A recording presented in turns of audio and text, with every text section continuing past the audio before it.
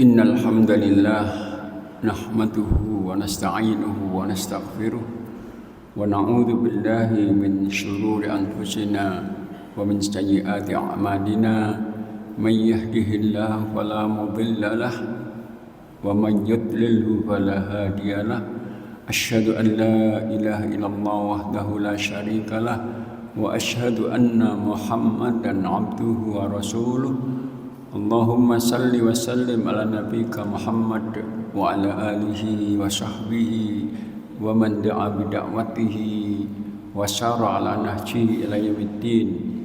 Amma ba'du fa yaqulu subhanahu wa ta'ala fi muhkamit tanzili ya ayyuhalladzina amanu taqullaha wa qulu qawlan sadida yuslih lakum a'malakum wa yaghfir lakum dhunubakum wa may yuti'illah wa rasulahu faqad faza fawzan 'azima.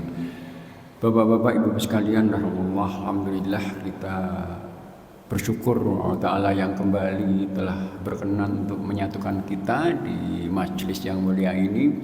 Mudah-mudahan Allah senantiasa berkenan untuk meridhoi dan mudah-mudahan berkenan untuk mencatat semua upaya kita di pagi hari ini sebagai bagian dari ibadah kita yang mudah-mudahan nantinya bisa menambah beratnya timbangan kebaikan kita insyaallah.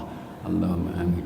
Bapak sekalian, sebagai orang beriman tentu kita semuanya yakin dengan seyakin-yakinnya bahwa kita akan hidup dua kali. Ya, hidup yang sekarang kita sedang jalani, yang kita juga yakin benar sifatnya sementara, yang kita juga yakin benar tidak tahu kapan akan hidup ini berakhir. Ajal tidak bisa kita prediksi. Dan kehidupan nanti di akhirat nanti yang kita tidak tahu, yakin benar bahwa itu bersifat abadi, nggak ada batas akhirnya. Nah, dua kehidupan yang pasti akan kita jalani ini mempunyai tabiat dan karakter yang berbeda dalam hubungan kita dengan pencipta kita Allah. Dua karakter itu Allah jelaskan dalam berbagai kesempatan Al-Quran. Contohnya Allah sebutkan tentang dua perubahan karakter hidup yang pasti akan jalani itu dalam surat yang ke-9 atau 105. Allah mengatakan wa qul i'malu fasyarallahu amalakum wa rasuluhu wal mu'minun wa saturadduna ila alimil ghaibi wasyahadati fayunabbi'ukum bima kuntum ta'malun. Kata Allah, katakan Muhammad kepada umatmu, i'malu, di dunia ini beramalkan, bekerja kalian. Jadi kewajiban kita hidup sementara ini untuk beramal saja. Dengan tegas Allah katakan dalam ayat lain, misalnya surat yang ke At-Taubah ya, bukan At-Taubah, surat Al-Isra ayat 84 Allah katakan, kullun ya'malu ala syakirati fa rabbukum a'lamu biman huwa ala syakira. Katakan Muhammad, setiap orang berbuat, beramal sesuai kondisi masing-masing, apa saja perbuatan, tapi Allah akan mengetahui, mengawasi amal dan semuanya itu. Siapa yang amalnya benar. Itu tugas dunia. Sementara di akhirat nanti itu tidak lagi ada beban amal, gak ada beban kerja. Di akhirat itu adalah waktu kita menunggu menerima hasil amal dunia ini. Maka di akhirat nanti hanya dua pilihannya. Kalau nggak baik ya buruk, nggak surga neraka. Dan itu abadi. Dan itu cuma ditentukan pada amal-amal yang sementara ini. Kita hidup ringkas, kira amal kita baik di zaman di abadi berbaik. Tapi sebaliknya kita hidup panjang, tapi amal kita buruk juga abadi nanti buruk juga. Nah, amal-amal baik dunia ini yang akan menjadi satu-satunya bekal yang menjamin kita hidup baik abadi akhirat baik itu disebut dengan ibadah. Yang itulah yang Allah sebutkan Quran surat 56 Ad-Dariyat, wa ma khalaqtul jinna wal insa illa liya'budun. Aku tidak menciptakan jin dan manusia di dunia ini kecuali satu, agar mereka ibadah saja.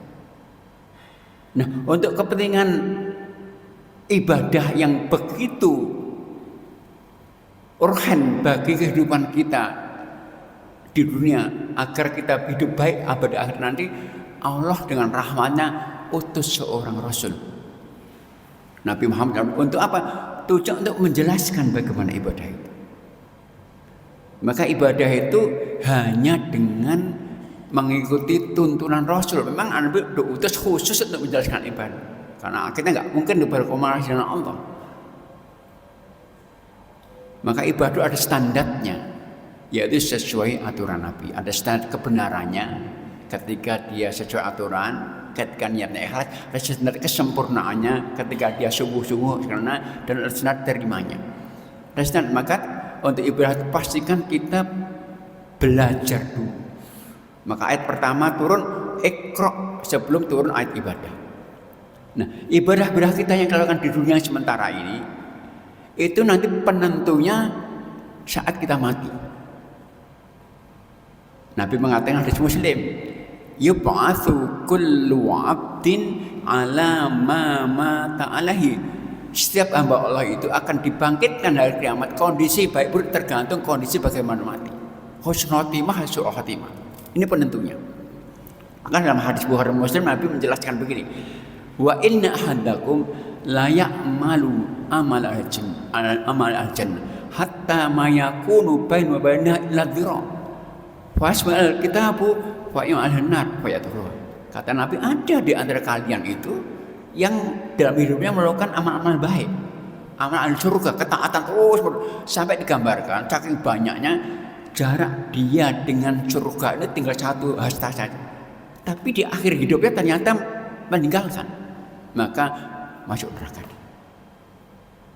Nah, karena itu Allah berpesan dalam surat yang ke-59 18, ya ayyuhalladzina amanu taqullaha wa la tanzur nafsum ma qaddamat lighad. Ittaqullah, jadi ya Allah, ya bertakwalah kepada Allah. Dan hendaknya setiap orang memperhatikan apa yang sudah dikerjakan untuk bekal hari akhir nanti. Pastikan aktivitas kita harian ini, pastikan semuanya bernilai ibadah, meskipun bentuknya bukan ibadah mahdoh. Karena saat kita melakukan aktivitas bernilai ibadah, mati langsung jamin surga. Semua amal. Maka Nabi mencontohkan ada 3 orang beraktivitas. Pertama, aktivitas personal kaitan ibadah mahdoh. Kedua, ibadah personal kaitan di ibadah non mahdoh, non ritual. Yang satu beraktivitas tapi tugas negara. Nah, karena ini niatnya benar, maka dijamin surga. Hadisnya begini, hadisnya riwayat Abu Dawud, riwayat Imam Bukhari dalam Adl Mufrad. Nabi mengatakan, "Thalathatun kulluhum dzamin Allah." Ada 3 orang beraktivitas, semua dijamin Allah. Kata Nabi, in asya ruzika wa ufda, kalau dia itu setelah beraktivitas masih hidup, akan dijamin Allah kecukupan. Fa in mata, kalau dengan aktivitas kemudian mati saat melaksanakannya, maka Allah akan masukkan surga. Ini contoh aja. 3 orang. Pertama kata, man kharaja ilal masjidi fa wadhamin Allah. Pertama, orang yang aktivitas keluar menuju masjid untuk sholat jamaah. Nah, kalau ini benar niatnya, benar sholatnya, maka kata Nabi, in asya ruzika wa khuya wa in mata. Kalau dia dengan pergi ke masjid kok kemudian meninggal, masih hidup, masih bisa pulang lagi, maka dijamin Allah kecukupan dengan pahalanya, dengan rezekinya. Tapi kalau mati saat itu, masuk surga langsung. Karena apa? Aktivitasnya ibadah personal. Yang kedua, man dakhala baitau bisalam. Orang pulang ke rumahnya, masuk rumahnya dengan membawa kedamaian.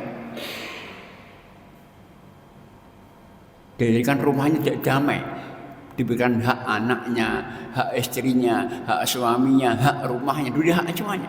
Kata Nabi, minun, dia akan dijamin Allah. Kalau mati, masuk rumah itu mati, surga. Kalau hidup, kecukupan.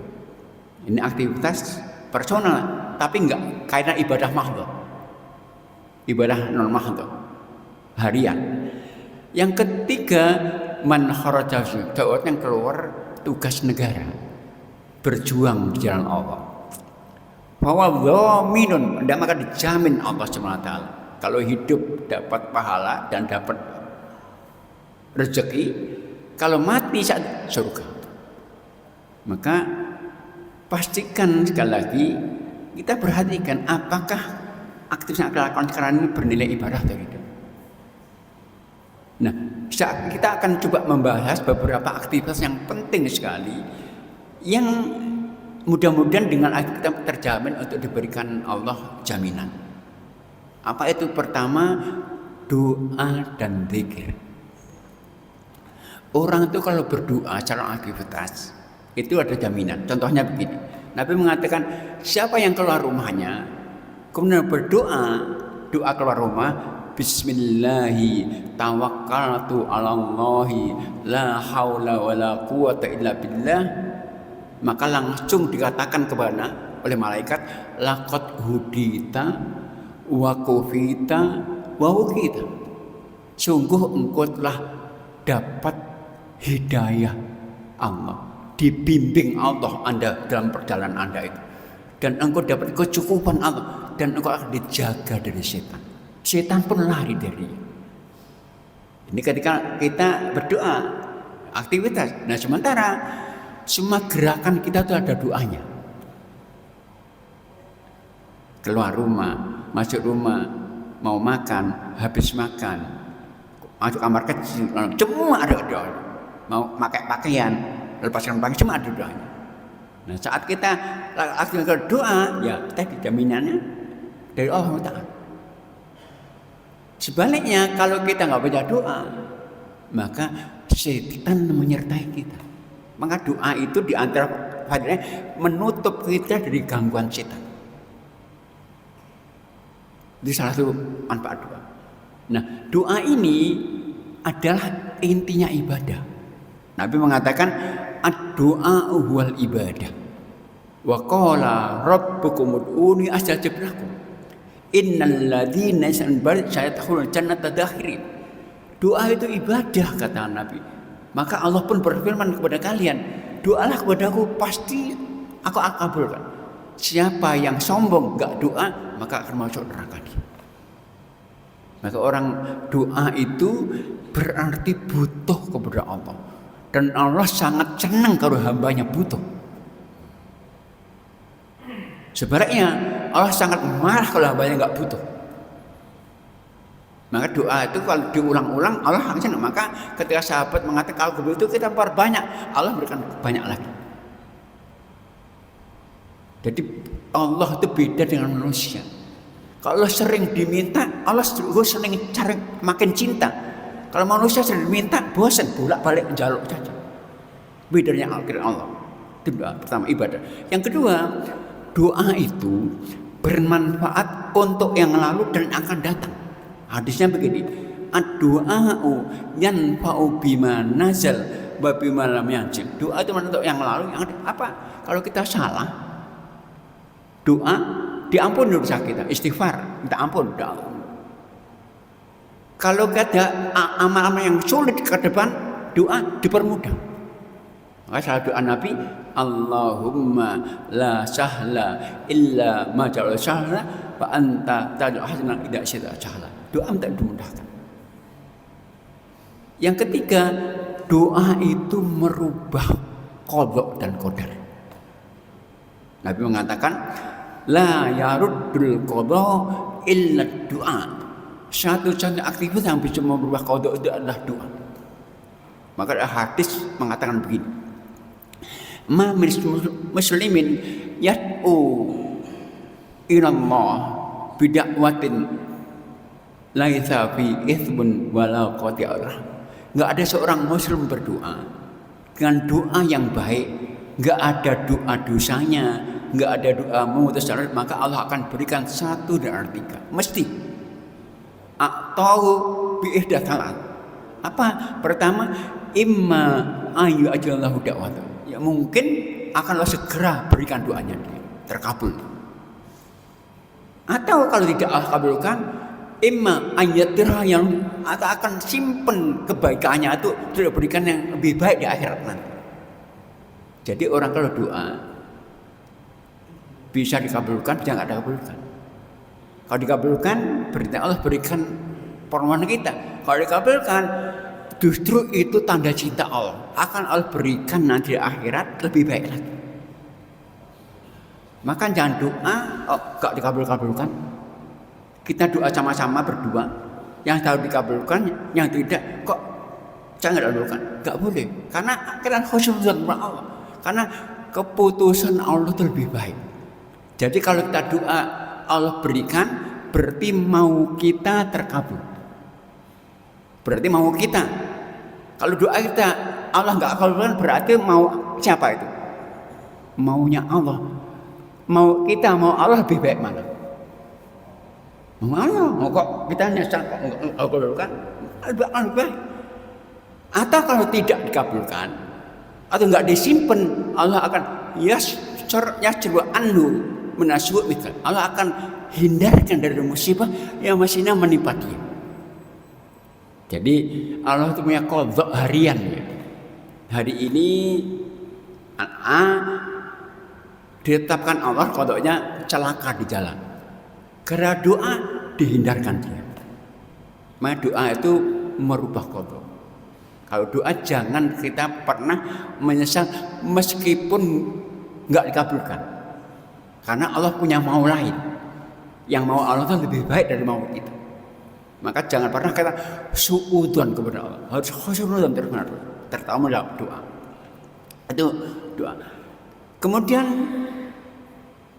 di antara manfaat doa itu akan menghindarkan kita ya dari hal-hal dari yang buruk dan yang buruk. Kemudian itu doa ya. Nah, teman, dalam doa itu ada adabnya. Adabnya apa? Pertama, kalau kita ingin doa sangat mustajab, maka juga respon tuntutan Allah, perintah Allah. Perintahkan, kerjakan, tinggal larang. Allah sampaikan dalam ayat yang mungkin sering kita dengarkan, kaitan ayat Ramadan, surah Al-Baqarah 186, wa idza sa'alaka ibadi anni fa inni qarib ujibu da'watad da'i idza da'ani falyastajibuli. Ya Muhammad, kalau hambaku bertanya kepada aku, katakan aku dekat. Aku akan merespon semua doanya. Respon Allah belum tentu dikabulkan ya, bisa ditunda. Kalau berdoa, tapi hendaknya merespon juga aturan itu. Jadi respon Allah. Maka itu yang adab doa. Yang kedua, kalau berdoa itu kata Nabi, pastikan kita dengan konsentrasi penuh yakin dikabulkan. Jangan doa yang kita ucapkan beda yang kita pikirkan. Nabi mengatakan, ud'ullah wa antum muqinuna bil ijabah. Fa innallaha la yastajibu du'a min qalbin lahin. Doalah kepada Allah dengan konsen penuh, yakin dikabulkan. Allah enggak amalkan doa yang ucapannya beda dengan pikirkan. Kita jadi semua ibadah itu doa, sholat itu doa ya. Kita jangan baca iyyaka na'budu wa iyyaka ihdinas siratal mustaqim, tapi yang kita pikirkan beda, nggak kabulkan, nggak konsentrasi berarti. Yang kita ucapkan kita doa, tapi pikiran kemana-mana nggak dikabulkan. Kenapa itu katakan qalbun lahin, pikiran yang melayang-layang kemana-mana, nggak dikabulkan. Yang ketiga ada doa itu, yaitu pastikan kita tidak mengkonsumsi hal-hal yang haram. Kita pakai, yang kita makan, yang kita minum, yang kita beri kepada anak-anak. Karena ini kaitkan dengan kalau doa. Hadis Muslim mengatakan begini. Tsumma dzakar innallaha thayyibun la yaqbalu illa thayyiban. Tsumma dzakar rajula yutilus safar. As'atha akbaro yamuddu yadayhi as-sama ya Rabb ya Rabb. Nabi mengatakan Allah itu zat yang maha suci, enggak menerima kecuali yang baik-baik saja. Maka Nabi menyebutkan ada seorang laki-laki dalam kondisi yang masih terkabul doanya. Apa itu? Dia safar jauh sekali, enggak beratkan badannya, kusut, banyak debu, dan dengan kondisi itu dia berdoa dengan mengangkat tangannya ke langit dengan menyebut asma Allah, ya Rabb, ya Rabb. Tapi Nabi mengatakan wa mat'amu haram, wa masrabu haram, wa malbasu haram, wa ghudhiya bil haram, fa anna yustajaban. Tapi sayang laki-laki itu makanannya haram, minumannya haram, pakaiannya haram, dan dia diberi makan yang haram, enggak terkabul doanya. Sementara sholat yang merupakan ibadah utama itu, penentu dari semua ibadah itu semuanya doa. Cuma doa, berdiri Fatihah doa, rukuk doa, sujud doa, tahiyat doa, enggak terkabulkan kalau kita mengkonsumsi yang haram. Hati-hati. Maka Nabi itu mengatakan di antara yang Allah tanyakan kepada kita di hari kiamat nanti, harta kita dari mana dan untuk apa. Berarti dari agar terkabul, pastikan yang kita konsumsi halal. Itu ada doa. Ada doa lain. Jadi doa itu disunnahkan untuk diulang-ulang. Karena Allah suka kalau orang berdoa. Maka Nabi kalau doa diulang-ulang. Rabbana atina fid dunya hasanah, Rabbana atina, diulang-ulang. Nabi kalau doa diulang tiga kali. Semakin banyak kita ulang lebih baik. Jadi ngotot minta kepada Allah senang. Diulang-ulang. Kemudian ada doa yang lain. Doa itu sunnahnya tidak egois. Artinya enggak untuk, tapi dengan menyertakan orang lain. Yang orang itu enggak tahu kita sertakan. Nabi mengatakan dakwatul mu'mini li akhi bi dhahril ghaibi mustajabah. Yaqul malakul rasi Allahumma stajib wa laka bimithli. Ketika seorang mendoakan orang lain dan orang itu enggak tahu didoakan, itu sangat mustajab. Ada malaikat yang Allah utus kepadanya dengan mengatakan, ya Allah, kabulkan doa orang ini dan engkau akan dapat yang kau minta. Jadi kalau doa dengan doa orang itu malaikat itu doa kita. Maka ada contoh satu sahabat namanya Abu Darda. Beliau mengatakan setiap sujud itu waktu mustajab. Aku mendoakan 70 sahabatku, aku sebut namanya satu persatu. Karena belum mustajab, semakin banyak kecelakaan. Maka doa, Nabi kalau doa sering mengajarkan dengan kalimatnya bukan Rabbi firli, tapi Rabbana firlana, Rabbana atin, pakai kami. Kata-kata kami, ya Allah kabulkan doa kami, sertakan bapak kita, ibu kita, teman kita, anak, sertakan. Jangan kita banyak sertakan, semakin mustajab doa. Itu adab berdoa dengan tidak egois, sertakan agar lebih mustajab. Doa egois boleh, cuman paling banyak doa itu yang Nabi contohkan dengan tidak menyertakan orang lain. Nabi setiap khutbah Jumat itu pertama Allahumma fil muslimin wal muslimat wal mu'min wal mu'minat al-hayy, didoakan semuanya.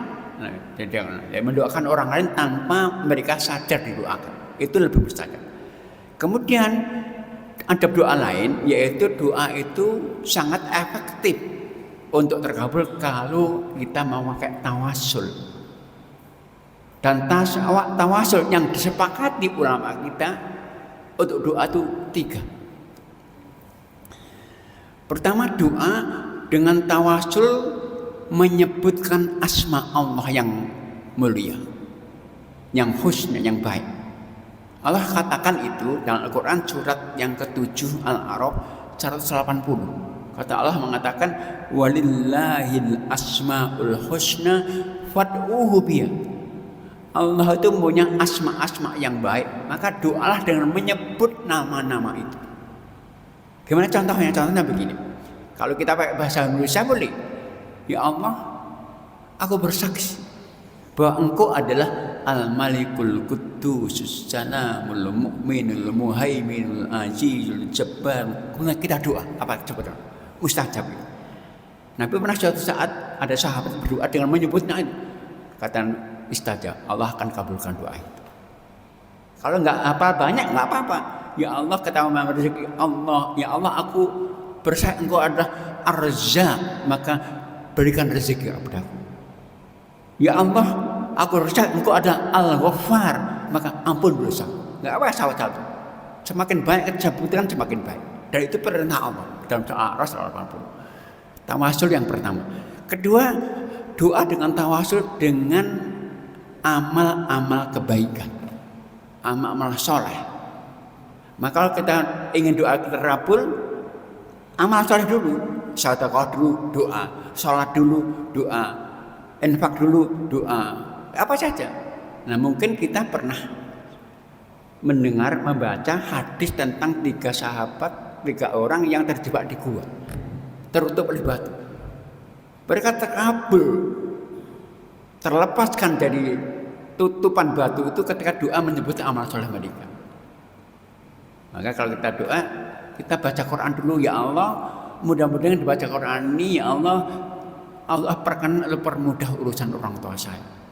Baca apa? Al-Baqarah, Yasin, silakan, apa saja. Baca Al-Fatihah, baca Al-Ikhlas. Setelah itu, ya Allah, dengan bacaan Quran tadi, Allah perkenankan untuk mengabulkan doa saya. Atau dengan sedekah, ya Allah, dengan sedekah saya ini, ya Allah, tolong mudahkan urusan anak saya. Itu tawasul dengan amal soleh. Apa saja amal soleh. Itu yang mustajab sekali. Yang ketiga, doa dengan tawasul kepada orang soleh yang masih hidup. Dan itu dilakukan Nabi dan para sahabatnya. Jadi Nabi itu pernah ada sahabatnya yang izin untuk bepergian. Umar bin Khattab radhiyallahu anhu izin untuk umroh. Nabi izinkan, silakan. Tapi Nabi pesan kepada wala tansa bisa doain. Ya Umar silahkan, tapi jangan lupa untuk mendoakan kami yang engkau tinggalkan. Minta doa. Umar juga pernah. Umar itu ketika jadi khalifah terjadi kekeringan panjang, nggak hujan lama sekali, sehingga banyak kebun-kebun yang rusak, kekeringan banyak, sampai orang mencuri pun dibebaskan. Nah akhirnya Umar melaksanakan sholat istisqa, sholat untuk turun hujan. Umar jadi imam, jadi khatib. Setelah khutbah akhir beliau mengatakan begini, Allahumma inna, karena ya Allah, tawasul Nabi, ya Allah, kami dulu bertawasulnya dengan Nabi dulu ketika Nabi hidup. Kum ya Abbas, maka ya Abbas, bangkit Anda, doakan kami. Jadi saat itu Umar sedang butuh pertolongan Allah untuk berikan hujan. Dalam khutbahnya selesai doa, ya Allah, kami dahulu saat Nabi hidup tawasul dengan Nabi. Karena Nabi sekarang mati, panggil Abbas. Abbas itu paman Nabi. Ya Abbas, kum, bangkit dan doakan kami.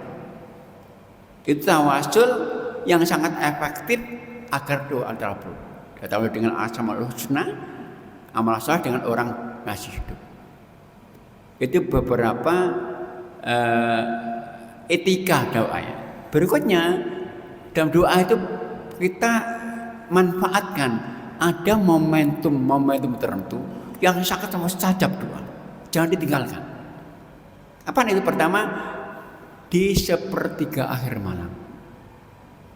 Karena kata Nabi hadis Muslim, Allah itu setiap sepertiga akhir malam turun ke dunia untuk melihat siapa yang doa. Itu setiap malam. Nabi hadis Muslim, setiap akhir malam Allah itu turun ke dunia untuk mencari siapa yang doa akan kabulkan. Yang kedua, setelah sholat fardu,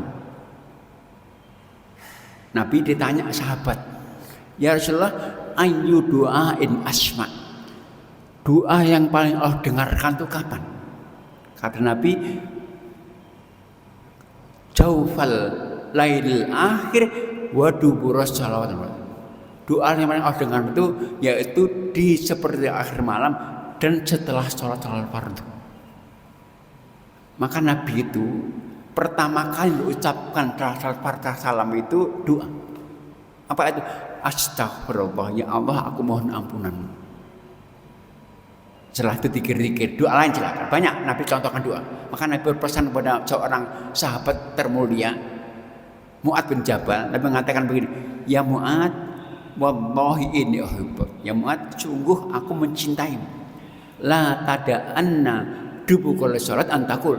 Maka aku wasiat, jangan engkau pernah meninggalkan setiap sholat fardu selesai doa, Allahumma a'inni ala dzikrika wa syukrika wa husni ibadah. Itu waktu yang sangat mustajab untuk doa. Maka jangan sholat fardu kecuali karena kita berdoa. Jadi sholat fardu itu sholat itu ada waktu doa yang yaitu saat ruku itu mustajab, saat sujud mustajab, setelah tahiyat akhir mustajab, ba'da salat mustajab. Itu hebatnya salat fardu. Jadi saat kita berdiri Fatihah itu mustajab sekali. Kalau Allah respon langsung. Dan Allah katakan begini, hadis qudsi Muslim, aku bagi salat menjadi dua bagian. Satu bagian untukku, satu bagian untuk hambaku. Maka ketika hambaku dalam membaca alhamdulillah, maka Allah mengatakan hamadani abdi, hambaku sedang memuji aku dan hakku dipuji. Tapi kita mengatakan iya karena butuh wa iya karena nasta'in, Allah merespon ini hakku dan hak hambaku. Hakku disembah iya karena abud, hakku meminta dan diminta akan diberi. Sama saat rukuk sujud mustajab itu, sama tahiyat mustajab dan salat. Dan itu waktu mustajab. Berikutnya yang sangat mustajab adalah waktu kita sabar. Jadi orang musafir itu sangat mustajab doanya. Maka kalau kita sabar itu di samping kita minta didoakan, kita doakan juga orang yang mendoakan. Sangat mustajab.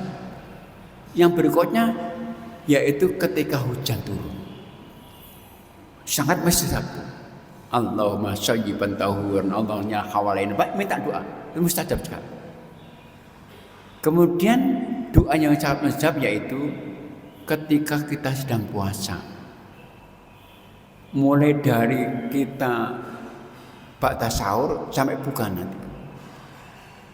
Lis-shaimi da'watun mustajabah. Khususnya saat buka.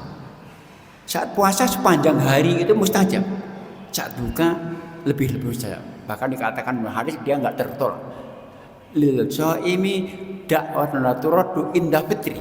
Bagi yang puasa itu semua doa khususnya ketika buka enggak tertolak dia. Itu di antara waktu yang mustajab. Kemudian ada waktu mustajab yaitu hari Jumat ba'da asar. Hadisnya begini, inna fi yaumil jum'ati sa'atan la yas'al muslimu al-khara illa ata'a iya. Di hari Jumat itu ada satu saat, enggak ada seorang yang memohon baik kecuali Allah berikan kepadanya. Nah waktu itu para orang bercerai, yang penting pada asar, mengatakan menjelang maghrib, pada asar semuanya. Itu sepakat. Kemudian doa mustajab lagi adalah ketika kita sujud. Nabi katakan aqrabu ma yakunu bainal abdi wa rabbi fa sajidun fajtahidu berdoa. Posisi di mana seorang hamba itu paling dekat dengan Tuhannya saat hamba sujud. Maka saat sujud perbanyak sungguh-sungguh untuk doa. Dan itu bukan sujud akhir saja, semua sujud. Sujud pertama, sujud kedua, sujud ketiga, semua sujud. Dan Nabi itu dalam sujudnya nggak memperpanjang doa sujud akhir. Semua doa sujudnya diperpanjang seimbang. Nah, cuma kadang-kadang ada sujud akhir, bukan. Semua sujud. Maka jangan sujud akhir saja. Teman, ada aturan begini. Salat berjamaah, kalau salat berjamaah itu ada ketentuan kita harus ikut imam. Nabi mengatakan innama ju'ilal imam liyutamma bi. Imam itu dijadikan untuk diikuti. Nah, maka itu kalau imam sujud akhir, kemudian imam setelah selesai bangkit untuk tahiyat, kita harus ikut. Enggak boleh memperpanjang doa. Kenapa? Doanya sunnah, ikut imamnya wajib. Ada beberapa orang itu yang kita lihat imam udah bangkit untuk tahiyat, dia masih doa saja. Enggak boleh menyalahi aturan. Karena doanya itu sunnah, ikut imam wajib. Maka enggak boleh kita mengumpulkan sunnah atas wajib. Yang kedua, ada kesalahan begini. Ada seorang setelah sholat selesai sujud lagi. Ditanya untuk apa? Doa, enggak ada. Enggak ada doa dengan sujud, enggak ada. Tapi saat sujud suruh doa. Doa sunnahnya justru mengangkat tangan ke langit. Jadi doa itu bukan dengan sujud, enggak ada. Tapi saat sujud suruh doa.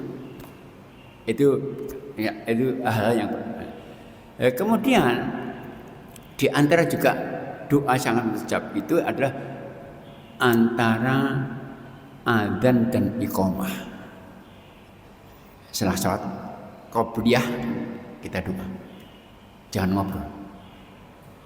Kemudian saat imam duduk di antara khutbah Jumat, itu sangat mustajab doa. Jadi imam mengantar khutbah pertama duduk, nah itu mustajab itu sampai imam berdiri lagi. Itu beberapa hal yang, dan ada waktu lain, ada tempat-tempat yang juga mustajab. Doa-doa waktu-waktu ada, maka manfaat momentum ini untuk banyak doa. Karena apa yang mustajab? Dan doa itu ibadah. Semakin kita banyak doa, semakin Allah cinta kepada kita. Karena Allah sangat cinta kepada orang yang butuh, dan kita doa berarti kita butuh kepada Allah Taala. Itu doa. Cuman begini, hindari ada doa orang mustajab tuh, yaitu doanya orang yang terdolimi. Maka kita jangan pernah mendolim orang. Di samping dosa akan merusak amal ibadah kita. Dan doa orang itu mustajab sekali, meskipun dia orang kafir. Maka Nabi mengatakan ittaqi da'watal mazlum fa innahu laisa bainahu wa bainallahi hijab. Takutlah kalian untuk mendolimi orang, karena enggak ada hijab antara orang.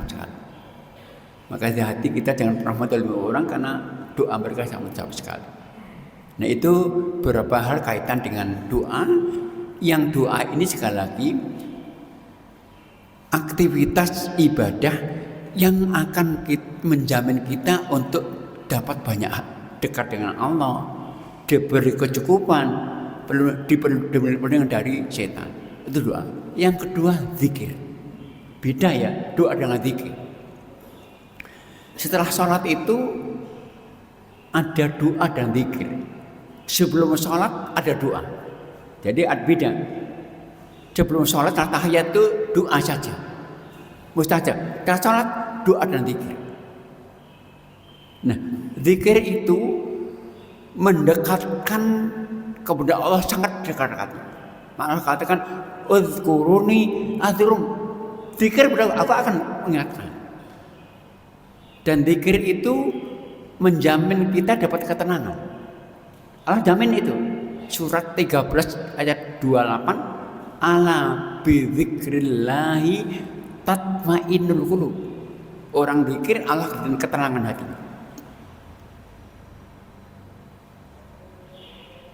Dan zikir itu sama. Dia akan menjamin kita banyak hal. Di antaranya menjamin kita kalau kita tergantung zikirnya. Misalnya zikir istighfar. Istighfar itu menjamin terampun dosa, terjamin kita mendapatkan kebutuhan kita yang kita nggak minta kepada Allah. Allah katakan untuk istighfar ini. Surat 71 Nuh ayat 10 sampai 12. Allah katakan faqul tastaghfiru rabbakum innahu kana ghaffara yursilis samaa 'alaikum midrara wa yumdidkum bi amwali wa banina wa ja'alakum anhar jannat anhar. Kata Allah, istighfarlah kalian kepada Allah. Allah Maha Pengampun, diampuni. Dan Allah akan menurunkan hujan kalau kalian butuh hujan. Memberikan harta kalau kamu punya harta. Berikan anak kalau kalian butuh anak. Jadi istighfar itu manfaatnya menghapus dosa dan kita nggak mungkin lepas dari dosa. Kedua, memberikan kita kebutuhan-kebutuhan yang nggak sempat kita minta. Pengganti doa. Maka Nabi mengatakan kepada kita, istaghfiru ayuhan nas, istaghfirullah wa tubu alaihi. Fa inni atubu ilallah mi'ata marrah fil yaumi. Sekarang manusia istighfarlah kepada Allah, mohon ampun. Karena aku contohkan satu hari istighfar Nabi 100 kali. Istighfar. Itu baru istighfar. Yang lainnya banyak. Contohnya subhanallah. Zikir. Nabi mengatakan sahabatnya hadis Muslim ini. Ayak jizu'atukum ayaksibakul yaumin alfa hasanatin. Sahabatku semuanya, tidakkah mampu kalian setiap hari kalian mengumpulkan kebaikan 1000 kebaikan? Nah, gimana kamu mampu Nabi? Satu hari 1000. Nabi mengatakan, sebut subhanallah 100 kali. Maka Allah akan berikan kalian 10.000 kebaikan atau menghapus 1000 keburukan. Istighfar subhanallah 100 kali. Itu jaminannya hadis Muslim ini akan mendapatkan 1000 kebaikan atau terhapus 1000 keburukan. Itu zikir.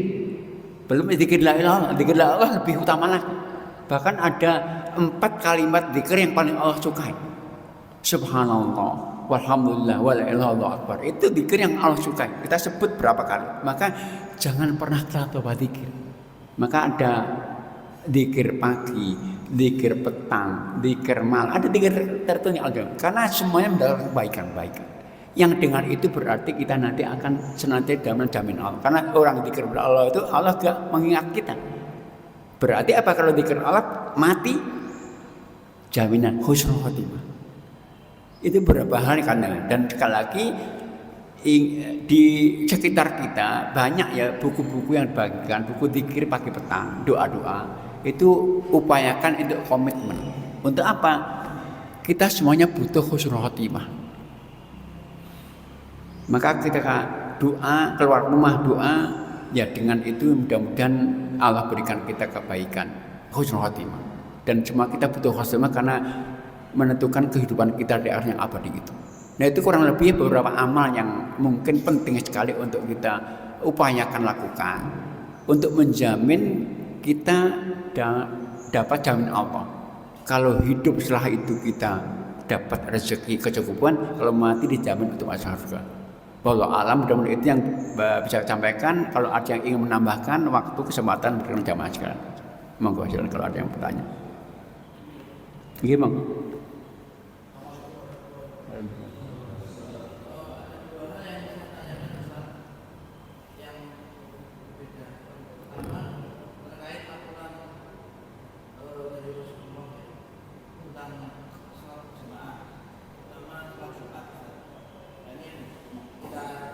Yang saya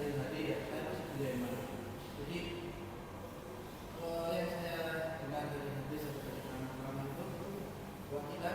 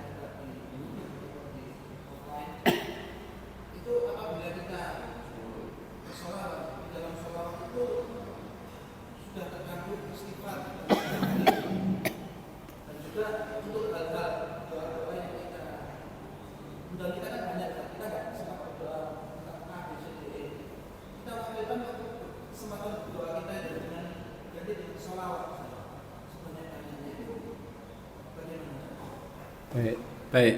Yang pertama benar,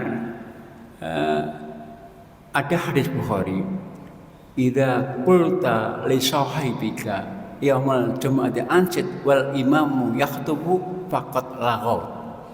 Faman laghaw fala jumu'atalah. Hadisnya Bukhari.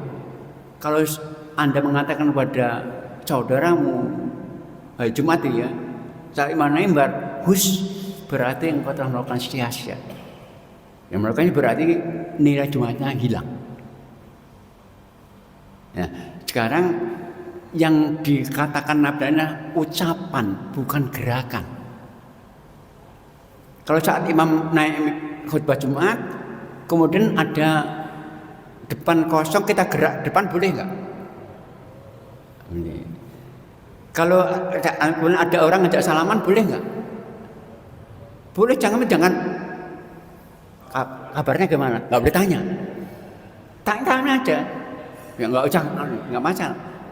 Jadi nggak apa-apa gerakan, tapi nggak dibarengi dengan aktivitas yang banyak ucapan.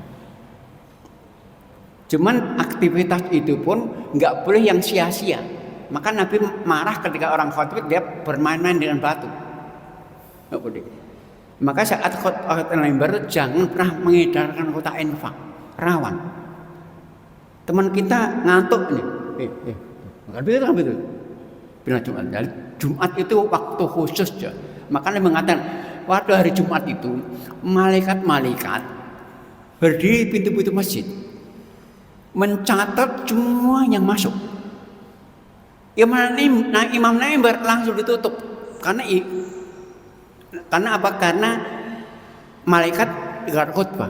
Maka orang datang Jumatan setelah imam mimbar nggak terlihat malaikat.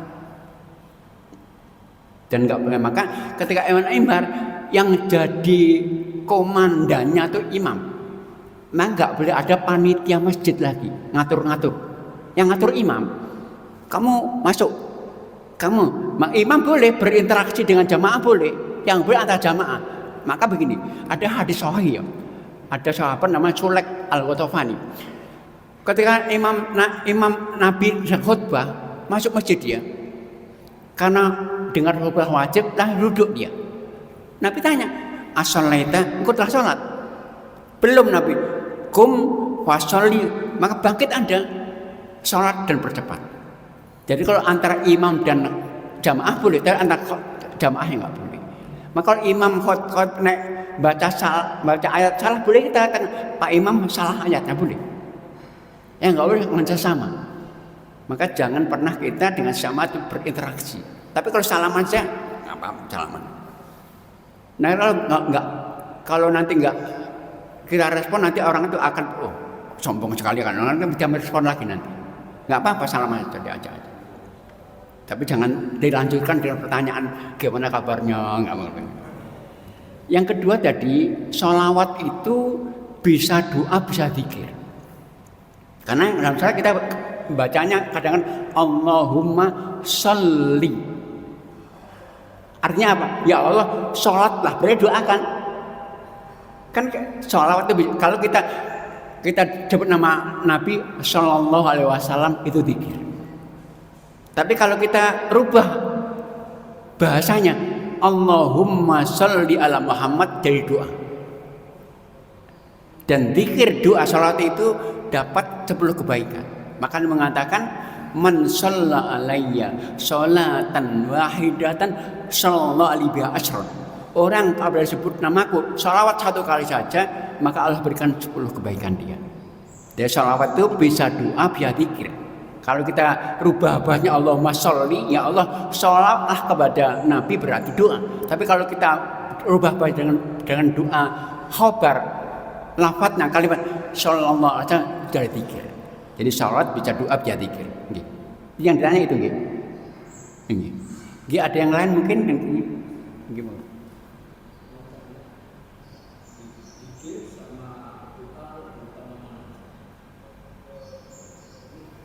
Tergantung momentumnya. Jadi semuanya utama. Momentum. Kalau setelah di akhir sholat ya, setelah inna hurmat munajid itu paling utama zikir. nggak boleh doa. Utama doa bukan zikir. Jadi kita kalau tahiyat akhir kita itu sunnahnya doa saja, nggak boleh zikir. Tapi setelah sholat selesai sunnahnya doa dan zikir. Jadi ada momentumnya, sama-sama pentingnya semuanya. Nah, contohnya begini, kalau batas subuh itu kita zikir di masjid pulang. Itu waktu mana zikir pagi lebih utama, bahkan dengan Quran lebih utama.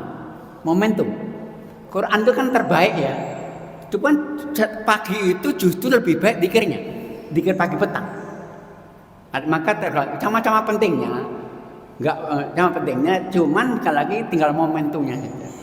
Kalau di akhir sholat doa saja penting, ba'da sholat doa dan zikir. Pagi ba'da subuh itu penting zikirnya, bukan doanya. Tapi kalau di sholat malam di akhir malam itu yang paling penting doa, terutama istighfar. Karena Allah turun untuk cari yang doa. Bahkan Quran mengatakan wabil ashari hum yastaghfiru. Di waktu sahur itu Yunus orang makhluk paling banyak istighfar, minta ampunan. Nah, maka sekali sama pentingnya, tinggal momentumnya saja. Gitu. Nggak ada yang lainnya, nggak monggo.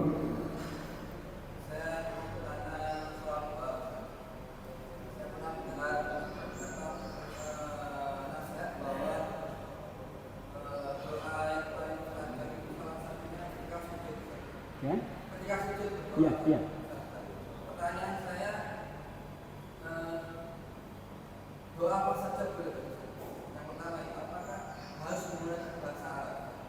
Yang pertama. Kedua, setelah tahiyat akhir itu kan kita disunahkan doa untuk 4 kali yang kubur,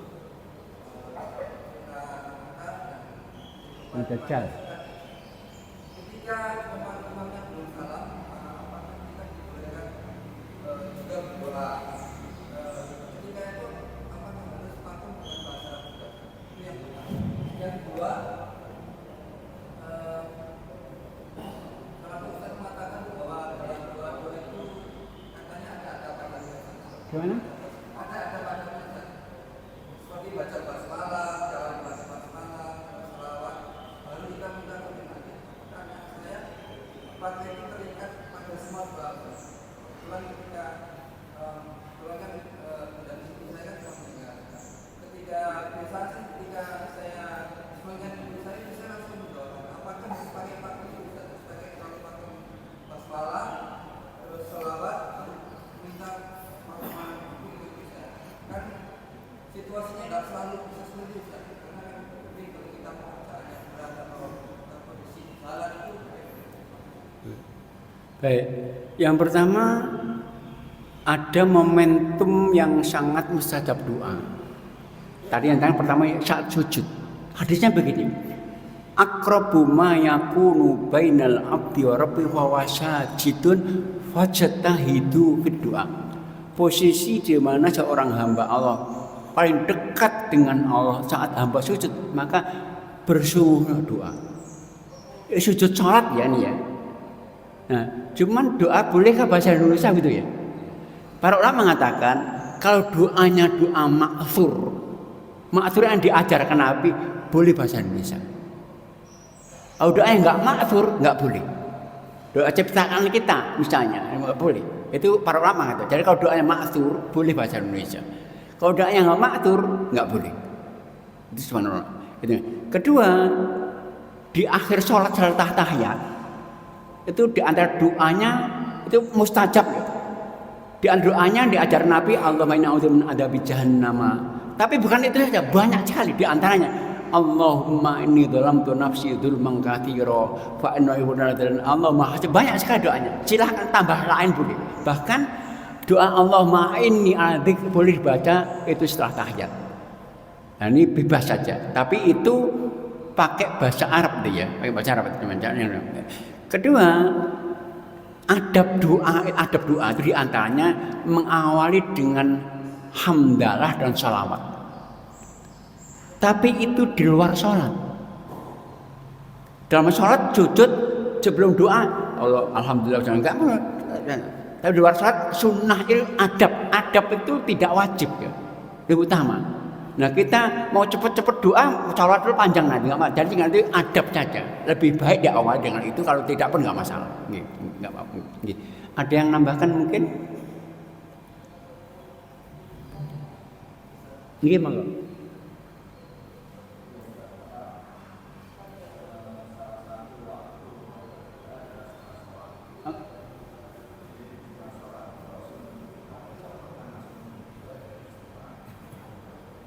Kurang jelas.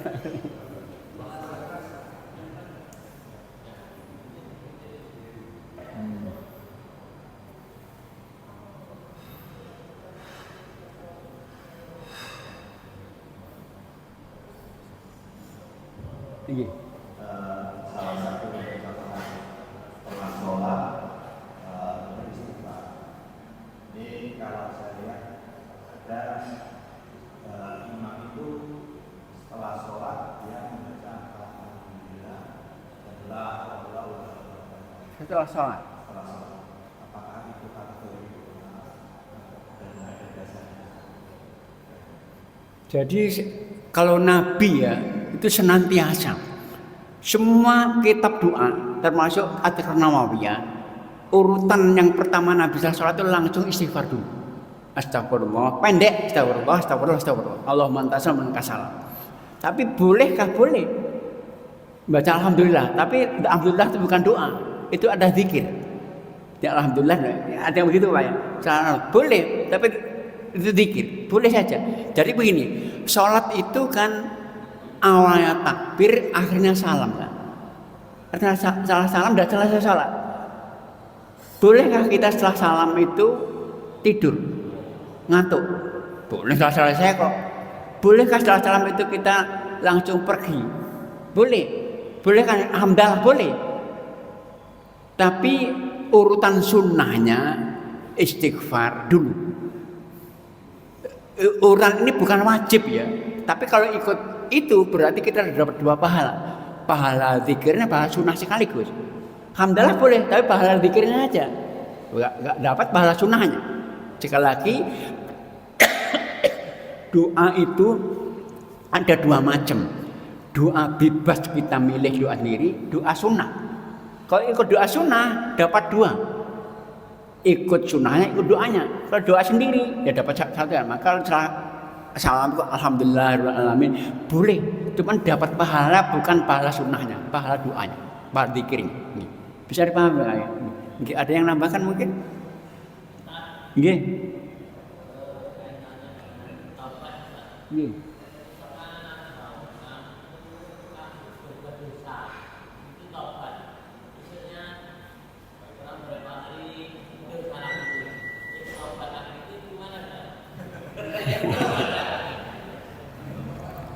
Jadi dosa itu ada dua kriteria, dosa besar, dosa kecil namanya. Dosa kecil itu bisa terhapus dengan doa, istighfar, amal soleh. Maka puasa itu menghapus dosa, sedekah menghapus dosa. Dosa besar nggak bisa terhapus dari taubat saja. Cuman taubat itu syaratnya 5. Pertama, meninggalkan dosa itu. Kedua, menyesalinya, nadam namanya. Ketika berjanji nggak ngulang lagi. Nah, bolak-balik ngomong taubat ngulang lagi gimana? Yang ketiga yaitu melakukan taubat itu memang karena Allah. Dan kelima, tidak berhitunda. Segera. Itu maka kalau orang dosa tobat lagi, dosa berarti main dosa. Allah, apalagi begitu kan Allah Maha Pengampun. Kalau nggak sengaja nggak masalah, yang sengaja itu nggak diterima, nggak sengaja. Karena taubat itu hanya berikan mereka yang nggak sengaja saja. Allah katakan begitu dalam surah An-Nisa 17. An-Nisa 17. Innamat taubatu Allah lilladzina musu'a bijahalatin thumma yatubuna min qarib. Taubat itu hanya pantas diberikan oleh Allah kepada yang dosanya nggak sengaja, kebodohan, nggak nantang-nantang. Kan Allah mau pengampun, enggak, dan segera taubat. Jadi sekali lagi jangan sengaja dosa untuk taubat. Kalau nggak sengaja nggak masalah, kalau sengaja itu masalah, nggak boleh sengaja. Ada yang nambahkan mungkin? Cukup nih? Baik, itu mungkin yang bisa disampaikan. Tentu ada kita, mohon maaf. Akhirul kalam, billahi taufiq. Assalamualaikum warahmatullahi wabarakatuh.